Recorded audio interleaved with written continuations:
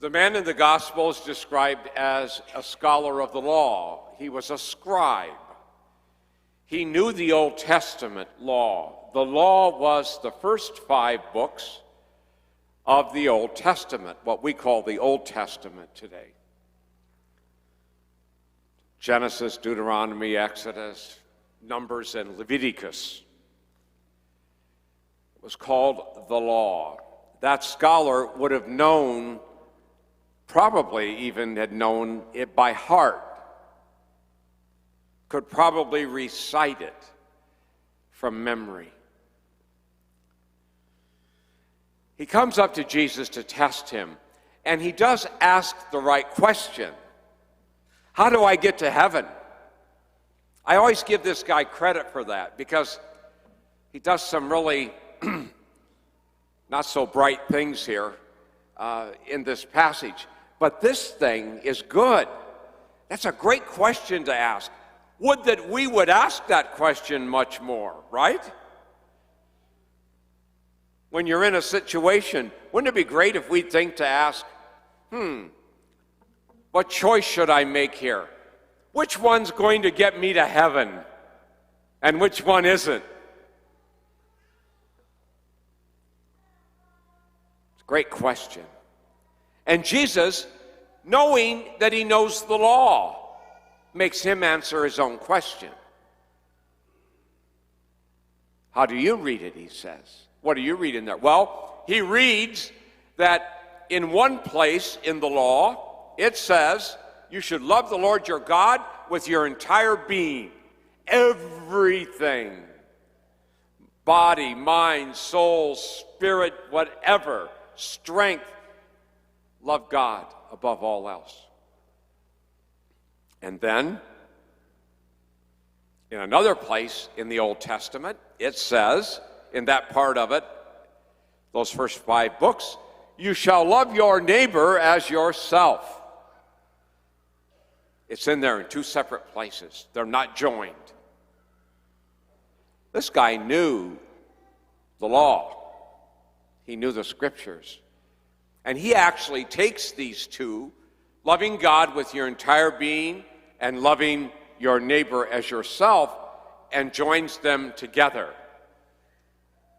and says, this is what I have to do. If I live like this, this is how I will get to heaven. I'll inherit the kingdom of God. I'll go to heaven. Jesus says, you've answered correctly. That gives him an A+ for an answer. Not bad.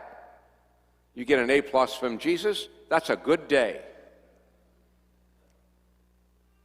And then, because he wanted to justify himself, St. Luke tells us, he asks the question, who is my neighbor? This was the man's opportunity to grow. His neighbor in the Old Testament, his neighbor in Jewish thought and theology and law was another faithful Jew. Someone just like him. Who was not his neighbor? Anyone else.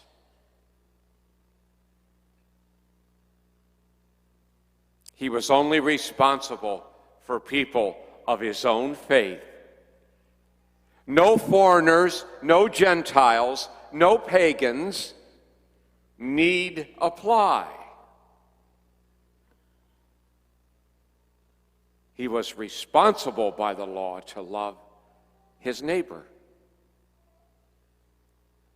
And this is where the man gets the opportunity from Jesus to learn a new lesson.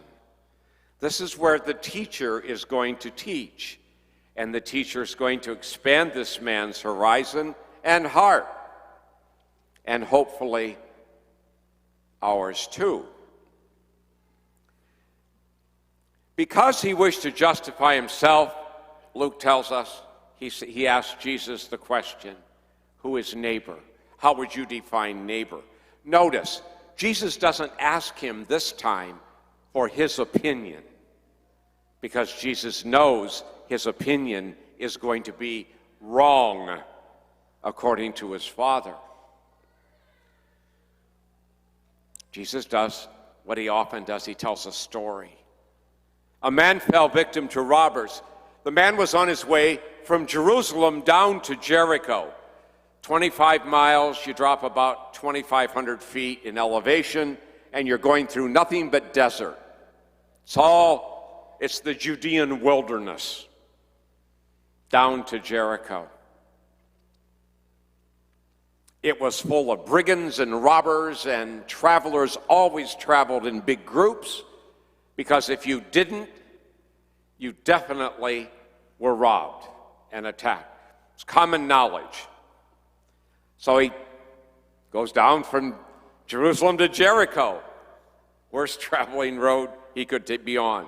And the robbers beat him and strip him and leave him half dead. They take everything he has.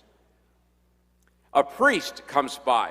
The priest and the Levite are both Levites. All the priests in Israel were from the tribe of Levi. The difference is the priest is on duty in the temple right now. They were not, when the tribes settled after they came back from Egypt and conquered Canaan, the tribe of Levi did not get an area because they were the priestly tribe. So the tribe of Levi settled in all the other tribes. Zechariah, the father of John the Baptist, was on duty in the temple. Luke tells us in his first chapter when that story takes place. He was a Levite, only now he was on duty. Something like 20 to 30 days a year, they were required to be in the temple. They would come to Jerusalem, work in the temple, but then they would go back, and they lived off everybody else. Everybody was responsible to provide for the Levite people. So a priest on duty goes by, goes around him, opposite side of the road. If he touched this man, and if this man was dead, or if he touched blood, he would be unclean, and he could not operate in the temple. I'm not excusing him. I'm just saying by way of his reasoning why he may have done that. It's not a good excuse. Jesus wouldn't accept it. Also going by is a Levite who would know the laws of cleanliness and whatever else. And then, who comes by? This was this scholar of the law's worst nightmare. He most loathed Samaritans. They were worse than pagans and foreigners because they were half-Jews. They had intermarried with the tribes of Canaan, as they were told not to do. They had washed down their religion, kind of watered it down, kind of combined pagan practices to Baal along with practices to Yahweh, and that's why there's all that, ooh, Samaritans, ooh, in the Gospels, you know. Who wants to associate with these people?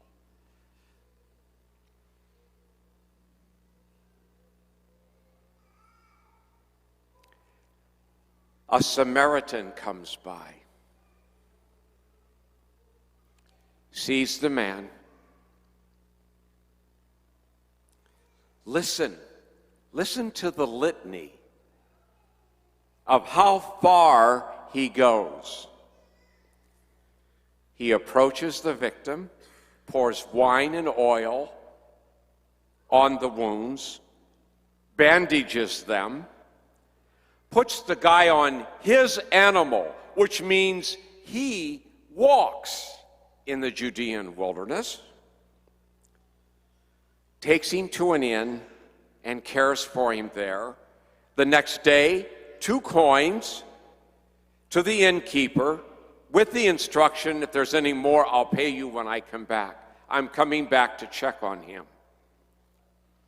Which of these 3, in your opinion, was neighbor to the robber's victim?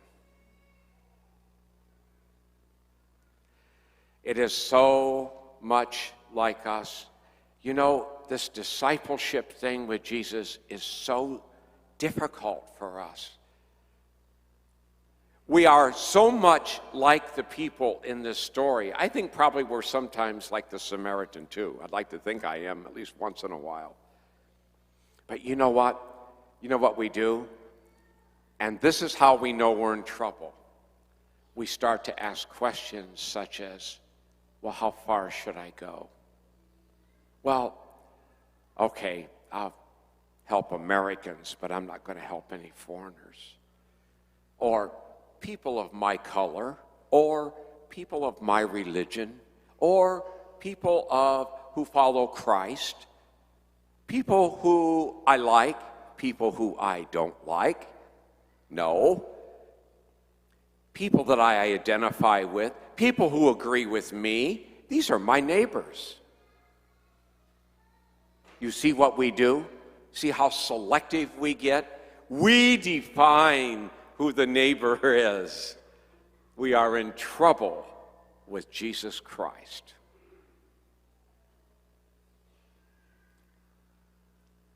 Read the story again and again until you understand this.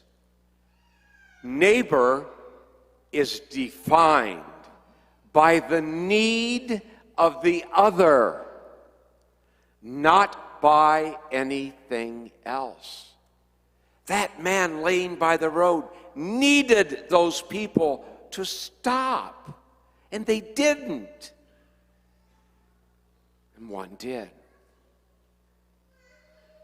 The neighbor is not defined by race or creed or color or whatever else, or whether I like them or not like them. It makes no difference. Just makes it a little easier if I like them, I suppose. But you know what? It makes no difference. Makes no difference. Who is my neighbor that I'm obliged, commanded, demanded by God that I love? Someone who is needy. Go and do likewise.